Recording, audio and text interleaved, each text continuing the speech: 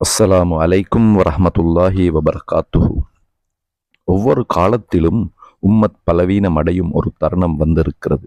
முஸ்லிம்கள் ஒன்றுபட்ட பாதையை விட்டு விலகி அதிகாரம், செல்வம், உலக ஆசைகள் ஆகியவற்றில் மூழ்கிய காலங்கள் வந்திருக்கின்றன. அந்த பலவீனத்தை பயன்படுத்தி எதிரிகள் முஸ்லிம் நிலங்களை ஆக்கிரமித்திருக்கிறார்கள். முஸ்லிம்களின் இரத்தம் அளவில்லாமல் பூமியில் சிந்தப்பட்டிருக்கிறது. அந்த இருண்ட காலத்தில் மக்கள் நம்பிக்கையை இழந்திருந்தார்கள். ஆனால் ஒவ்வொரு இருளுக்கும் நடுவிலும் அல்லாஹ் ஒரு ஒளியை எழுப்புகிறான். ஆம், நீண்டகால இருளுக்கு பிறகு நேர்மையான நமது முன்னோர்கள் உலகை ஒளியூட்டினர். எல்லாம் வல்ல அல்லாவின் போதனைகளை பின்பற்றுவதில் தமது முழு முயற்சியையும் செலுத்தி அவர்கள் முஸ்லிம்கள் வழி தவறுதல் மற்றும் குழப்பங்களிலிருந்து பாதுகாக்க பெரும் முயற்சி எடுப்பார்கள். அவர்கள் வெறும் போராளிகள் மட்டுமல்ல, சிறந்த வழிகாட்டி. அவர்கள் மக்களை மீண்டும் குர்ஆன் பக்கம் அழைப்பார்கள், சுன்னாவின் பாதையை நினைவூட்டுவார்கள், பிளவுபட்ட இதயங்களை ஒன்றிணைப்பார்கள். அவர்கள் தமது வாளை ஏந்த முன் ஈமானை எழுப்புவார்கள். அவர்கள் வெற்றியை விட அல்லாவின் திருப்தியை மட்டுமே நாடுவார்கள். சிறுவை போர் வீரர்களின் நிழல் முஸ்லிம் உலகை மூடியிருந்த ஒரு இருண்ட காலத்தில் முஸ்லிம் உலகின் ஒளியாக எழுந்து வந்த அந்த மாவீரர் யார்? சிலுவை போர் வீரர்களுக்கு எதிராக போராடிய ஒரு வலிமையான ஆட்சியாளர். இதற்கு முன் நாம் வெளியிட்ட இந்த தொடரின் முதற் ஹீரோவாக நாம் குறிப்பிட்ட இமாத் அத்தீன் ஜங்கி அவர்களின் இரண்டாம் மகனாக பிறந்த Sultan Nuruddin Abul Qasim Mahmud Imaduddin Zangi அவர்களாவார்கள். இரண்டாம் சிலுவை போரின் காலத்தில் வாழ்ந்த ஜங்கி வம்சத்தின் முக்கிய ஆளுகைகளின் ஒருவராக இவர்கள் திகழ்ந்தார்கள். இவர் ஹிஜ்ரி 511 ஆண்டு, அதாவது கிறிஸ்துக்கு பின் 1118 ஆண்டில் பிறந்தார். நூருத்தீன் ஜங்கி அவர்கள் சிறுவயதிலிருந்தே இஸ்லாமிய அறிவு, போர்த்திறன், அரசியல் புரிதல் இவற்றில் சிறந்த பயிற்சி பெற்றிருந்தார். அவர்கள் ஒரு சிறந்த பக்திமானாகவும் மார்க்க அறிஞனாகவும் நபிகள் நாயகத்தின் மேல் பேரன்பு கொண்டவராகவும் இருந்தார்கள். அவர் தமது தொழுகைகளை ஜமாத்துடன் நிறைவேற்றுபவராகவும் குர்ஆனை ஓதுவதில் சிறந்தவராகவும் விளங்கினார்கள். நற்செயல்கள் புரிவதில் மிகுந்த ஆர்வமுள்ள அவர் மென்மையாளராகவும் கருணையுள்ளவராகவும் இருந்த போதிலும் பிரமிக்க வைக்கும் ஆளுமையையும் பெற்றிருந்தார்கள். அவர் அறிவு கூர்மையையும் இறை அச்சத்தையும் உயர்ந்த பண்புகளையும் பொறுமையையும் தமது அணிகலன்களாக ஆக்கிக் கொண்டவர். இறை பக்தி, தன்னிறைவு, நீதி வலுவாமை, வாக்கு மீறாமை, தமது வாழ்வை இஸ்லாமிய விரோதிகளுடனான ஜிஹாதுக்காக அர்ப்பணித்தமை ஆகியன அவரது பிம்பமாக இருந்தது.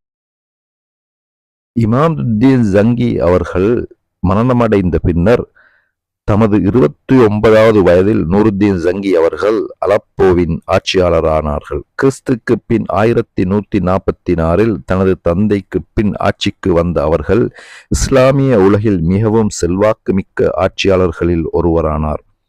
அவர் கிறிஸ்துக்கு பின் 1154 டமஸ்கஸை கைப்பற்றினார். அதுவே அவரது தலைநகரமானது. கிறிஸ்துக்கு பின் 1169 எகிப்தை கைப்பற்றிய அவர் சிரியாவையும் எகிப்தையும் ஒரே ஆட்சியின் கீழ் ஒருங்கிணைத்தார். தமது குடிமக்களின் வாழ்வின் பல்வேறு சீர்திருத்தங்களை செயல்படுத்தினார். கல்வி மற்றும் கலாச்சாரத்தின் புரவலராகவும் விளங்கினார்கள். அவர் பல பள்ளிவாசல்கள், மதரசாக்களையும் நூலகங்களையும் நிறுவினார். அந்த காலத்தில் முஸ்லிம் உலகம் பிளவுபட்டிருந்தது. அந்த பலவீனத்தை பயன்படுத்தி சிலுவை வீரர்கள் முஸ்லிம் பிரதேசங்களை ஆக்கிரமித்திருந்தனர். முஸ்லிம்களை ஒன்றிணைத்து பைத்துல் முகத்தஸை மீட்க வேண்டும் என்பதே சுல்தான் நூருத்தீன் ஜங்கி அவர்களின் குறிக்கோளாக இருந்தது. இந்த நோக்கத்திற்காக இஸ்லாமிய வாழ்க்கை என்பதன் அவசியத்தை வலியுறுத்தும் இஸ்லாமிய மறுமலர்ச்சியை அவர் முன்னெடுத்தார். அவர் தனது நீதியான ஆட்சி, விடாமுயற்சி மற்றும் நிசானத்தின் மூலம் முஸ்லிம்களை சரியான பாதைக்கு மீட்டெடுத்தார். முஸ்லிம்களை ஒன்றிணைப்பதற்காக அயராது பாடுபட்ட அவர்கள் முஸ்லிம் பிரதேசங்களை அநியாயமாக ஆக்கிரமித்திருந்த சிலுவை வீரர்களை விரட்டி அடித்தார். நலிவுற்றிருந்த, விரக்தி அடைந்திருந்த முஸ்லிம்களிடம் ஜிஹாத் வேற்றுகையை ஏற்படுத்தி பைத்துல் முகத்தஸின் வெற்றியை நோக்கி தயார்படுத்தினார். வாளால் மட்டுமல்லாமல் நியாயத்தாலும் அறிவாலும் போராடிய நூருத்தீன் ஜங்கி அவர்கள் தனது உன்னதமான இலக்கை அடையும் முன்பே கிட்டத்தட்ட தமது 56வது வயதில் நோயுற்ற நிலையில் ஹிஜ்ரி 569 ஆண்டு ஷவ்வால் மாதம் கிறிஸ்துக்கு பின் 1173 வஃபாத்தானார்கள். அவரது முயற்சிகள் ஒரு பெரிய வரலாற்றை உருவாக்கின. அவர் உருவாக்கிய முஸ்லிம் உலகின் ஒற்றுமை பின்னாளில் சலாஹுத்தீன் அய்யூபி போன்ற மகத்தான தலைவர்களின் எழுச்சிக்கு அடித்தாளமிட்டது. நூருத்தீன் ஜங்கி அவர்கள் ஒரு வீரர் மட்டுமல்ல, நீதியை முன்னிறுத்திய ஆட்சியாளர், எளிமையான வாழ்க்கையை வாழ்ந்த மன்னர், இஸ்லாத்தை அனைத்துக்கும் மேலாக மதித்தவர், ஏழைகளின் வலியை தமது வழியாக உணர்ந்தவர், கண்மணி நாயகத்தை தனது உயிரையும் விட மேலாக நேசித்த இறைநேச செல்வர் அவர். தமக்கு நெருக்கமாக அவர் உலமாக்களையும் அறிஞர்களையுமே வைத்திருந்தார்கள்.